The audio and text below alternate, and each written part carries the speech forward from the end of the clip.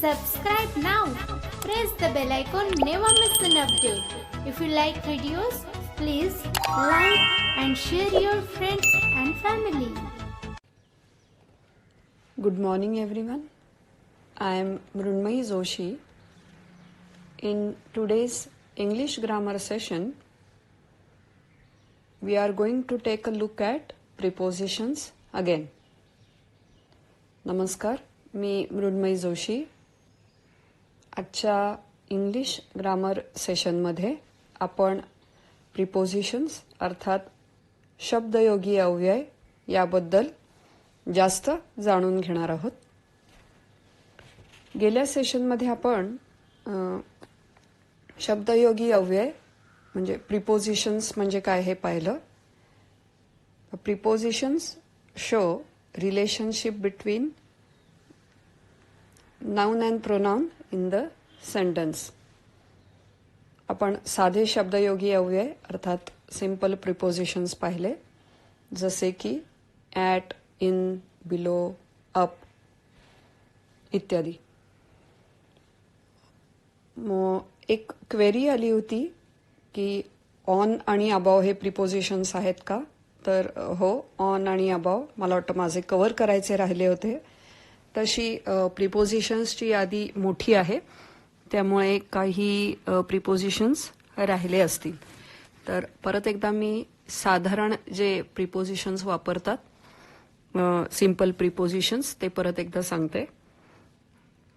In, on, at, by, from, above, over, under, through, till, up, off, for, to, etc. हे सगळे simple prepositions आहेत. आज आता आपण जाणून घेणार आहोत कंपाऊंड प्रिपोजिशन्स बद्दल. तर कंपाऊंड प्रिपोजिशन्स म्हणजे काय. Compound prepositions are made up of two or more prepositions and it functions as a single preposition. Compound preposition म्हणजे एक किंवा एकापेक्षा जास्त, दोन किंवा दोनापेक्षा जास्त जे प्रिपोजिशन्स एकत्र करून वापरले जातात त्याला कंपाऊंड प्रिपोजिशन्स म्हणतात. आपण काही उदाहरणं बघूयात आणि त्याचे वाक्य मी सांगते. आउट ऑफ हे कंपाऊंड प्रिपोजिशन आहे. The rabbit jumped out of the cage. सशाने पिंजऱ्याच्या बाहेर उडी मारली. आउट ऑफ म्हणजे च्या बाहेर. In favour of. In favour of हे कंपाऊंड प्रिपोजिशन आहे. Match toss was in favor of India. सामन्याची नाणेफेक भारताच्या बाजूने होती. इन फेवर ऑफ म्हणजे च्या बाजूने,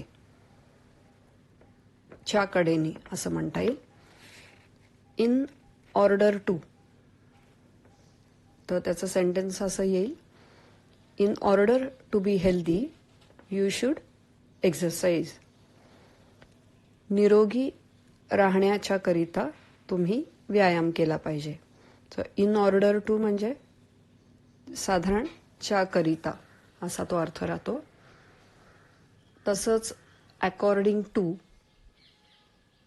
हे अजून एक सिंपल कंपाऊंड प्रिपोजिशन आहे. त्याचा वाक्यात उपयोग असा होतो. According to a new study good sleep is must. According to म्हणजे च्या नुसार साधारण. आणि अजून काही काही आहेत, जसे आहेत बिकॉज ऑफ. बिकॉज ऑफ म्हणजे च्यामुळे. It is not possible to roam outside now days because of the lockdown.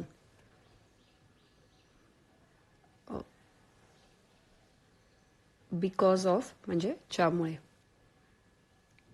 Along with म्हणजे च्या बरोबर. The children went to sleep along with the grandparents. मुलं ग्रँडपेरेंट्स म्हणजे आजी आजोबा येतात. आजी आजोबांच्या बरोबर झोपायला गेली. अजूनही काही काही आहेत, जसे आहेत in place of, as of. In place ऑफचं एक वाक्य बघूयात आपण. Pronouns are used in place of nouns. In place of म्हणजे च्या जागी. सर्वनाम नामाच्या जागी वापरतात. ऑन अकाउंट ऑफ, च्या कारणाने किंवा या कारणाने. There was a holiday yesterday on account of Ramnavami. Prior to म्हणजे च्या आधी. Do you have any work experience prior to this, म्हणजे तुम्हाला याआधी काही कामाचा अनुभव आहे का. Prior to, PRIOR, prior to म्हणजे च्या आधी. अजून एक सर्वसाधारण वापरलं जाणार आहे इन फ्रंट ऑफ, च्या समोर. There is a garden in front of my house. माझ्या घरासमोर बाग आहे. इन प्लेस ऑफ म्हणजे च्या जागी. ड्यू टू म्हणजे च्यामुळे. In spite of, in spite of म्हणजे ऑल्दो, जरी. INSPITE, in spite of. In spite of the warning the children, in spite of the warning he went out. तर असे in case of आहे. तर हे साधारण हे सगळे कंपाऊंड प्रिपोजिशन्स आहेत, म्हणजे दोन किंवा त्याच्यापेक्षा जास्त प्रिपोजिशन्स एकत्र करून वापरण्यात येणारे प्रिपोजिशन्स, त्याला कंपाऊंड प्रिपोजिशन्स म्हणतात. So these were compound prepositions. Now one thing you need to remember. A preposition must always be followed by a noun or a pronoun. It can never be followed by a verb. म्हणजे शब्दयोगी अव्ययानंतर नेहमी नाम किंवा सर्वनामाचा वापर करायचा असतो. तेथे क्रियापद येता कामा नये. हे एक होतं, हा रूल ज्याला म्हणता येईल, की एक वाक्य घेऊयात आपण, म्हणजे साधारण लक्षात येईल.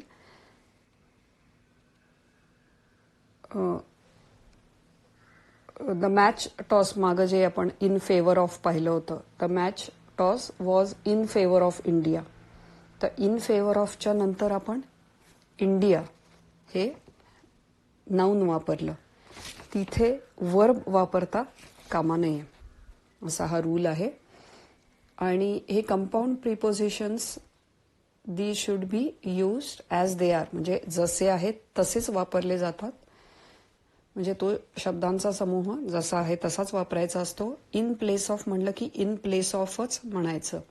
ड्यू टू हा जो समूह आहे तो ड्यू टू म्हणूनच वापरायचा.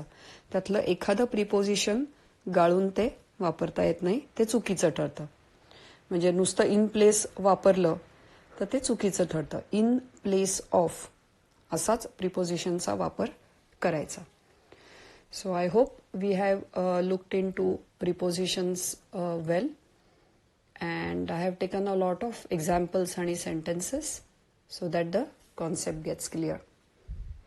मी बरीच उदाहरणं घेतलेली आहेत जेणेकरून शब्दयोगी अव्यय, कंपाऊंड प्रिपोजिशन्स